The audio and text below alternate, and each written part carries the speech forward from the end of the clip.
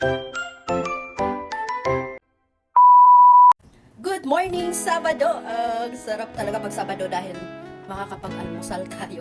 So, hindi talaga ako nag-aalmusal. Ang kain ko ay twice or once a day lang. So, ayan. Ito na yung ating almusal!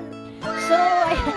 Mayroon tayong sunny side up egg. So, ganito yung gusto kong luto. Yung crispy sa gilid. Tapos yung egg yolk. Yung yolk niya is runny pa siya. Ganyan. Ayaw ko ng well done na pagkaluto ng egg yolk pag sunny side up.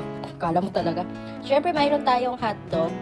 Palabok. So, mas palabok at pansit, mas bet ko si palabok. Mayroon tayong monay na nilagyan ko lang ng cheese whiz. Siyempre, dahil almusal to, mayroon tayong You Make Me Smile Without You. Ay, mali. Mayroon tayong coffee. Kaya arat na, kakain na tayo mansay. So, actually, binili ko lang tong palabok sa labas. So, dahil nag-vlogger-vloggeran tayo, kailangan nating mag-video talaga. Required yun kasi sayang yung 0.01 nakita. Ayan yung palabok. Alam nyo sa ano, sa amin sa probinsya, hindi masyadong kilala itong palabok. Usually kasi yung bam-e, yung pansit, sutangon, milky, yun lang. Pero itong palabok, dito ko lang siya natikman nung nagpa-Maynila ako. So ayan, nagustuhan ko naman siya kahit matanda na ako nung natikman ko siya. So ayan, tama na tong video